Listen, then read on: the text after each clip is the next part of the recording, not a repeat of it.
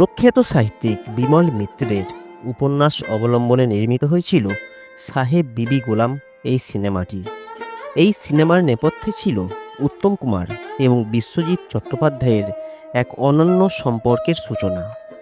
এক তরুণ অভিনেতার অভিনয় জীবনের পথ প্রদর্শক হয়ে উঠেছিলেন বাংলা চলচ্চিত্রের মহানায়ক উত্তম কুমার।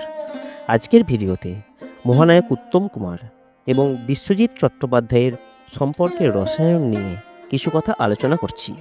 যখন বিমল মিত্রের উপন্যাস সাহেব বিবি গোলাম দেশ পত্রিকায় ধারাবাহিকভাবে প্রকাশিত হচ্ছিল, উত্তম কুমার ছিলেন তার একনিষ্ঠ পাঠক।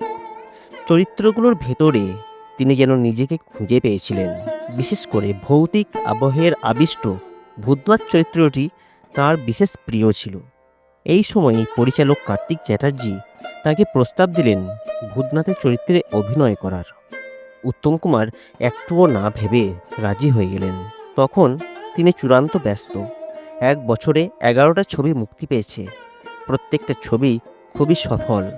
এই ব্যস্ত সময়েই একদিন তার ভাই তরুণ কুমার খবর দিলেন, দাদা, একটা ছেলে দেখা করতে এসেছে। পরদিন ভবানীপুরের বাড়িতে উপস্থিত এক শান্ত সজ্জন তরুণ নিজেকে পরিচয় দিলেন বিশ্বজিৎ চট্টোপাধ্যায়। জানালেন রংমহল প্রযোজনায় সাহেব বিবি গোলামে তিনি ভূতনাথ চরিত্রে অভিনয় করছেন। বিশ্বজিৎ চট্টোপাধ্যায় উত্তম কুমারকে বললেন, আপনি এই চরিত্রটি যেভাবে রূপ দিয়েছেন তা আমার কাছে অনুপ্রেরণা। আমি চাই একটু সময় নিয়ে আপনার কাছ থেকে কিছু শিখে যেতে। এই শ্রদ্ধাশীল অনুরোধ স্পর্শ করল উত্তম কুমারকে। ঘণ্টার পর ঘণ্টা তিনি শোনালেন অভিনয়ের সূক্ষ্মতা, পর্দা এবং মঞ্চের ভিন্নতা, অন্তর্নিহিত ব্যঞ্জনা এবং চরিত্রের অভ্যন্তরীণ রসায়ন। বিশ্বজিৎকে প্রতিদিন সকালে আসতে বললেন। শর্ত ছিল একটাই, নিয়মিত আসতে হবে। বিশ্বজিৎ সেই প্রতিশ্রুতি অক্ষরে অক্ষরে পালন করলেন। প্রতিদিন সকালে তিনি হাজির হতেন মহানায়কের বাড়ি। তার অভিনয়ের গোড়াপত্তন হয়েছিল 1958 সালে ডাক হরকরা ছবির একটা ছোট্ট চরিত্র দিয়ে। পরে কংস ছবিতে শ্রীকৃষ্ণের চরিত্রে অভিনয় করেছিলেন। তবে বড়সড় সুযোগ এলো মায়ামৃগ ছবিতে, যেখানে নায়িকা ছিলেন সন্ধ্যা রায়। সেই ছবির সেটে অভিনেতা বিকাশ রায় একবার ঠাট্টার ছলে বলেছিলেন, দেখেছো তো তুমি কার সঙ্গে অভিনয় করছো? এটা কোনো খেলার মাঠ নয়, এটা অভিমন্যুর চক্রব্যূহ, সাবধানে আগাতে হবে। বিশ্বজিৎ চট্টোপাধ্যায় খুব সাবধানে এগিয়েছিলেন। মায়ামৃগ দর্শক মহলে বিপুল সাড়া ফেলেছিল। এরপর থেকে তাকে আর পিছনে তাকাতে হয়নি। বাংলা এবং হিন্দি দুটি ইন্ডাস্ট্রিতেই তিনি হয়ে উঠলেন এক স্টাইলিশ রোমান্টিক নায়ক। গান গাওয়া, পরিচালনা সব ক্ষেত্রেই তার উপস্থিতি ছিল চোখে পড়ার মতো।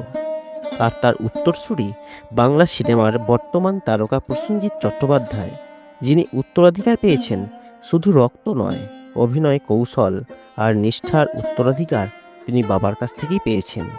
এই গল্প আসলে এক নবাগত অভিনেতার সাহসিকতা আর এক মহানায়কের উদার অভিভাবকসুলভ মনোভাবের সাক্ষ্য, যেখানে একটা চরিত্রের হাত ধরে গড়ে ওঠে একটা শিল্পী এবং গড়ে ওঠে বাংলা চলচ্চিত্রের এক নতুন অধ্যায়।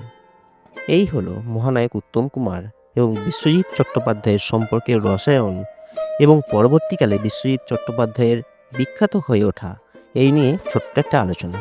কেমন লাগলো আজকের এই ভিডিও কমেন্ট করে জানাতে ভুলবেন না।